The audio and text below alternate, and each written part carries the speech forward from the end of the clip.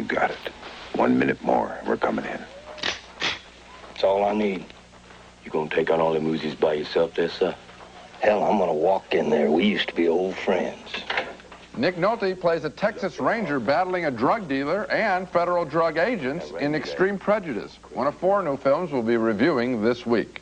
I'm Gene Siskel of the Chicago Tribune. And I'm Roger Ebert of the Chicago Sun-Times. Extreme Prejudice stars Nick Nolte as a Texas Ranger whose assignment is to fight against the drug traffic along the Mexican border. And he has another assignment in this movie, too. That's to look strong and silent and chiseled and violent. And he does a good job of making his character larger than life, sort of as if Dirty Harry had been played by Gary Cooper. Early in the movie, he and the local sheriff, a wonderful performance by Rip Torn, bust some local drug runners. That brings him into a face-to-face confrontation with the major drug dealer in the area, played by Powers Booth. Their relationship is complicated because as children, they were best friends. Now, personally, I'd just be tickled pink if we could work out something to save us both a world of grief. We ought to work together. You could be a $100,000-a-year man right now, and I'm the man that pays. You can buy me cash, hell, you always could. But you can't buy the badge. One without the other ain't no damn good.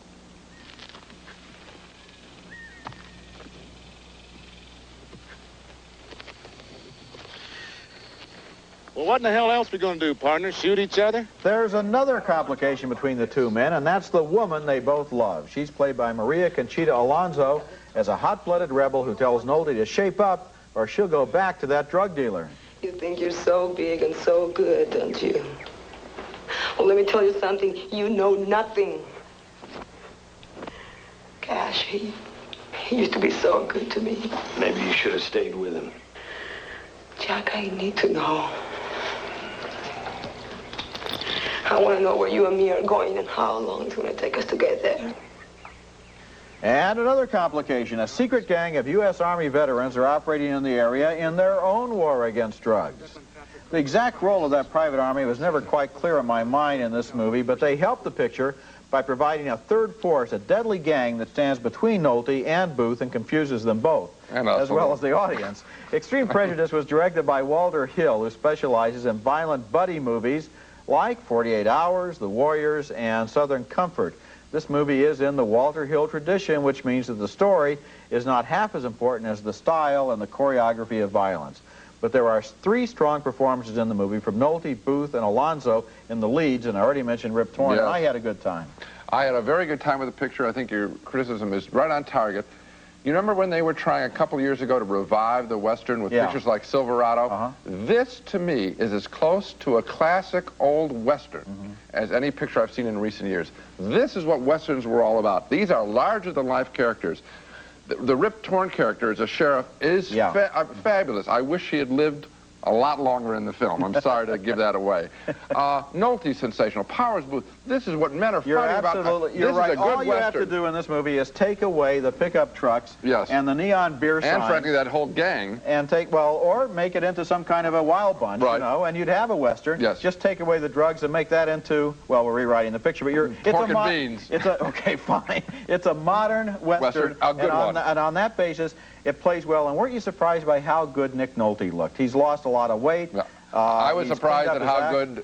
I was not surprised. I thought he was. I always liked him as an actor, and I love Rip Torn as an actor. Yeah, but he has a real presence this time. He's terrific. We like the film a lot. It's a great Western. It's a great modern Western. Next film. And here is a picture that is making its way slowly across the country, but that's okay because it's been playing in some towns for months as well as should. It's Maximilian Schell's unusual biography, Marlene, referring to the great star Marlene Dietrich. The documentary is unusual in that Dietrich stipulated that she would not allow Maximilian Schell to photograph her as she looks today. So we just hear her smoky, strong voice, and it makes the film command, oddly enough, our imagination that much more intensely. Schell mixes vintage prints of Dietrich's films and her concert appearances. Here she is on stage, and then again, Industry rides again. Tell them my sight.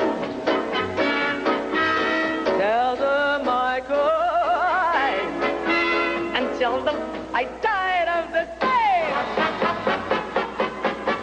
And when I die, don't buy a casket of silver with the candles all aflame. Just see what the boys in the back room will have and tell them I sighed. and tell them I cried, and tell them I died of the same. Shell does manage to get her to name her favorite film, tough question, The Devil is a Woman she picks, and he wants to know why. Good. You are giving me questions that cannot be answered in 2 minutes. But you put it down on your list. You said on the list, the best film MD ever made. So why you think it's the best film? You said you would... You should have a stopwatch. You would... And you should say, I will have 4 minutes out of this and 5 minutes out of that. Well, I have and for this answer, I have what? 32 seconds. So I give you 32 seconds to tell me why you think this is the best film. 1, 2, 3.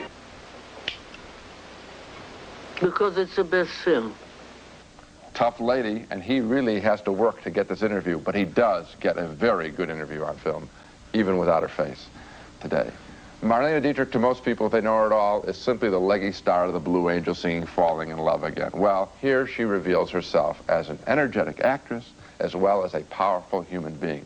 See this film, and you'll want to start renting some of her movies, especially that cowgirl picture with Jimmy Stewart, Destry Rides Again. And that's exactly what happened to me. I saw this film, and I went out, and I rented The Blue Angel, and I rented Morocco, and I rented Destry Rides Again. I Can't Find the Devil as a Woman. I was fascinated in all of those films, which I had seen The Blue Angel a long time ago. I was reminded by this documentary what a remarkable screen performer she was. She was not really a traditional actress. She was more of a natural force, a phenomenon, and she still is. And you're right that Shell is like pulling teeth to get her to answer some of those questions, so that the subtext of the movie is really the battle of wills between the two of them. Yeah, and the technique he does, he throws in a technique of construction of the set and how he was working, because he's trying to recreate that, and that works effectively too. So it's a very nice job of filmmaking as well as dealing with a great subject and pulling out the interview. You get 2 films for the price of 1. A documentary about Marlene Dietrich and a Maximilian Schell about the film about the problems that he had. When we come back, we're going to review Personal Services, the story of the most famous madam in modern British history. Don't pay the girl. I pay them. Our next movie is named Personal Services, and it's inspired by the life and adventures of Cynthia Payne, a woman who's unknown in this country but has become a folk hero in England, where she's been arrested twice for running a red light house that catered mostly to old men who enjoyed hot tea more than hot times. Julie Walters stars in the movie as a hard-working waitress who invests in real estate and discovers there is more than one way to pay the mortgage. The rent, Miss Painter. It must be paid, one way or another.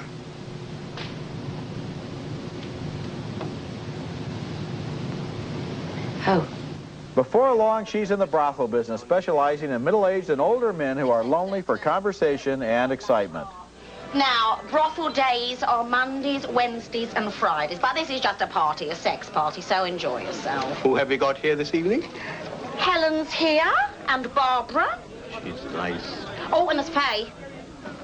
No charge. She only does it in her spare time. She's really a vet. Even the madam is amazed by how easily she can order her clients around. Madam, they want to know how much. What for? Digging the garden. The slaves. I thought it was free.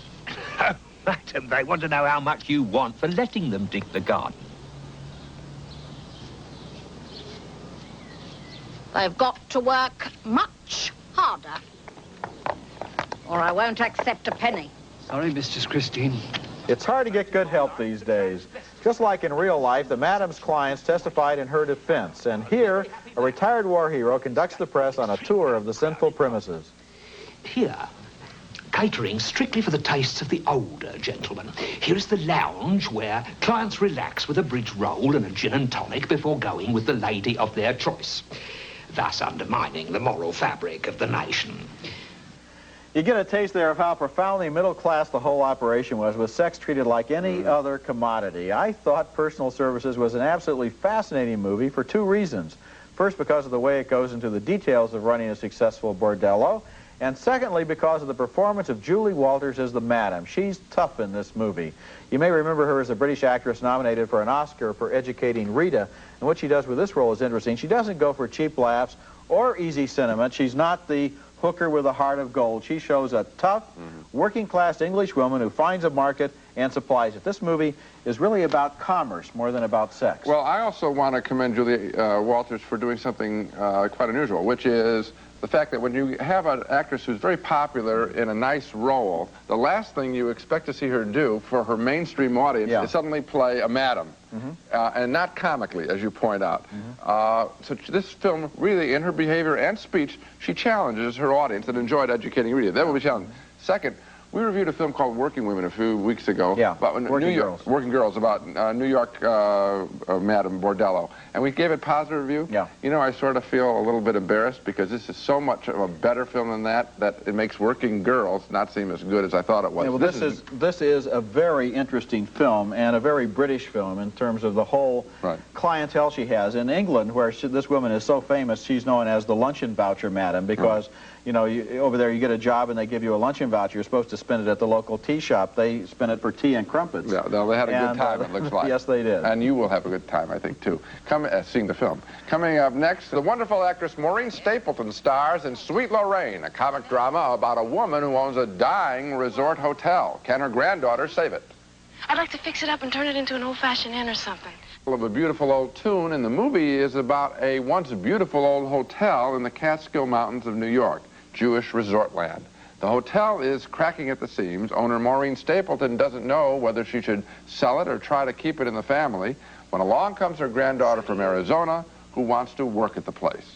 Of course, during any movie about such a hotel, there's always a loudmouthed entertainer. Too bad they couldn't have hired Rodney Dangerfield for this film.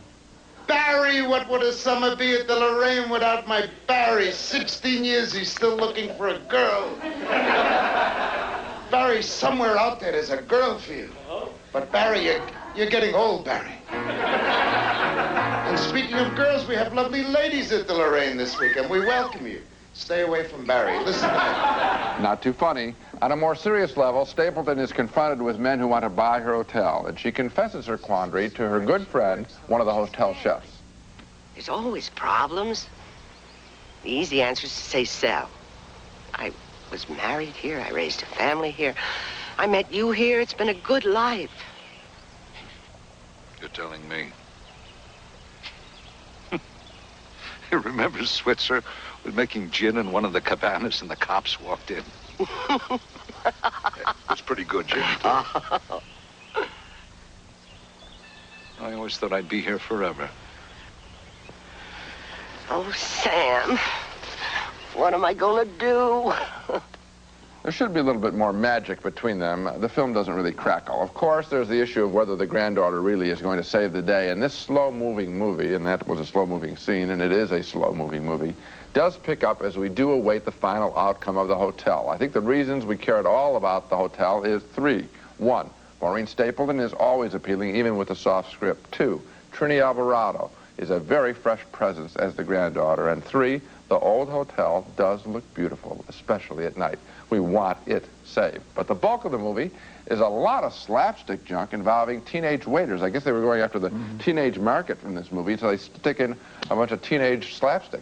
And that stuff bored me silly. So thumbs down on Sweet Lorraine. All the way through this movie, I was thinking of a Scottish movie from about 2 years ago that is available on video called Experience Preferred But Not Necessary. This is about a young woman from London who goes up to Scotland and gets a job for the summer in a resort hotel. Same situation, except that movie was so much funnier and so much more human in terms of the upstairs, downstairs. Here, a lot of characters are introduced who never pay off. A lot of plot threads are introduced that are never resolved. And at the end of the movie, there's just a great big thud. There's no excitement. What bored me is if they had taken the kids out and played it tougher between the granddaughter and the grandmother, they might have had a movie. Instead, they tried to mass market this movie, and they're going to burn for it. Real disappointment. Our weekly video segment is next. Already on the show, we've looked at Marlene Dietrich, and now we're going to look at an actress who I think is even greater. Well, don't you think he ought to have accident insurance? Each pick a recently released movie we think you might enjoy renting on cassette or disc. And this week, the subject is Barbara Stanwyck, the great star of the 40s and 50s, and even recently as the matriarch on The Colbys on television. She was recently given the Lifetime Achievement Award by the American Film Institute, and that tribute will play on ABC television in the next couple of weeks. Meanwhile, two of her greatest performances have just been released on video, and my choice is Double Indemnity, the 1944 thriller directed by Billy Wilder and starring Stanwick as a wife who plots with insurance agent Fred McMurray to sell her rich husband a big life insurance policy so they can murder him. Could I get an accident policy for him without bothering him at all? How's that again? It would make it easier for you, too. You wouldn't even have to talk to him. I have a little allowance of my own. I could pay for it, and he needn't know anything about it. The movie co-stars Edward G. Robinson as the insurance investigator who suspects something is wrong and doesn't know how right he is. I'd like to move in on her right now, tonight. If it wasn't for Norton and his tri-pants ideas about company policy, I'd have the police after her so fast it'd make her head spin. They put her through the ringer. And Bubba, the things they would squeeze out. Well, you haven't got a single thing to go on, Keys. Oh, not too much. Just 26 years' experience, all the percentage there is, and this hunk of concrete in my stomach. Double Indemnity is one of the most famous crime movies of the 40s, and it's inspired a lot of later movies, including Body Heat. What I especially liked about it this time around on video was the offbeat way the relationships are handled. Fred McMurray in this movie really loves Edward G. Robinson more than he loves Barbara Stanwyck, and the whole movie is a flashback as he tries to explain to Robinson why he did what he did and let down Robinson. Well, what's amazing is I love to see this woman dominate this man. I love the battle royale between Edward G. Robinson and McMurray. McMurray knowing that he has really stepped into it. This is one of the great films of all time, period. And even though Double Indemnity is one of my all-time favorite movies, so is my next video pick, Barbara Stanwyck's The Lady Eve, brilliantly written and directed by Preston Sturges, a screwball comedy and love story from 1944. The same year. 2 movies in 1 year. She's a very underrated actress, I must say. Barbara Stanwyck in The Lady Eve plays the daughter of a card hustler who cheats rich men aboard ships, including, in this case, Henry Fonda. And here's an early scene with Stanwyck sort of feeling sorry for swindling Fonda, the one he's about to receive. Well, I haven't been quite as lucky tonight as usual, have I?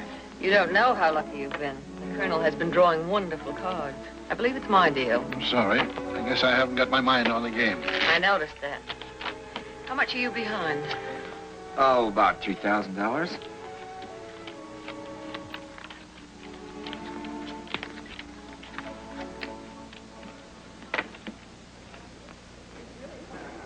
Well, you've given me a good hand at last. I'm glad you like it. Fonda is wonderful as a dense but sweet rich man, and Stanwyck is a charming powerhouse, and here she really does turn on the charm in the film's most famous scene where she seduces him, but he doesn't even know it. And the night will be heavy with perfume. And I'll hear a step behind me. And somebody breathing heavily. And then...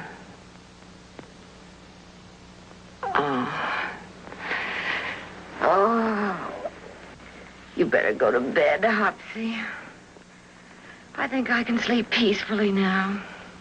Later on, Barbara Stanwyck impersonates an English countess in yet another effort to outsmart Henry Fonda, this time more for love than money. Well, I mean to say, haven't we met? But of course we have. Your father just introduced her. I think if you see this film, Lady Eve, I think it will do 3 things for you. 1, it will rejuvenate your opinion of Barbara Stanwyck. 2, it will let you know that Henry Fonda is a terrific light comedian. And 3, if you don't already know it, you will now know a name of a great director, Preston Sturges, who made great, witty screwball comedies. I wish he were alive today. We need him more than ever. I enjoyed this film so much. It's just one delight after another. And starting with the electrifying scene, which goes on and on and on, where she's running her fingers through his hair. That sets up the erotic charge that goes for the rest of the movie, and then they play the comedy against it. And the movie has one of those great last lines, just like in the front page. Fabulous last line. 2 great movies. Okay. And they're brand new on video. Now let's take another look at the movies we reviewed this week. We agreed on Extreme Prejudice, the high-voltage thriller with Nick Nolte and Powers Booth. 2 thumbs up on that one. And 2 more thumbs up for Marlene, the fascinating documentary by Maximilian Schell. And 2 more thumbs up for Personal Services, the hard-boiled drama about England's best-known madam. But we didn't like Sweet Lorraine, the shapeless, sentimental saga about real estate in the Catskills. 2 thumbs down on that one. Saw some good movies this week. I think maybe the sleeper is Personal Services because it might even sound and look like a different kind of movie than it really is. And I think that one, if they can find it in their town, is Marlene, because it is really good. And Extreme Prejudice, an old-fashioned Western. That's it for this week. Next week, something special. Roger and I will review previews of coming attractions. the so-called trailers that Hollywood uses to sell its movies. We'll compare trailers from classic films like Psycho to new trailers for the yet-to-be-released Beverly Hills Cop 2. That's next week. Until then, the balcony is closed.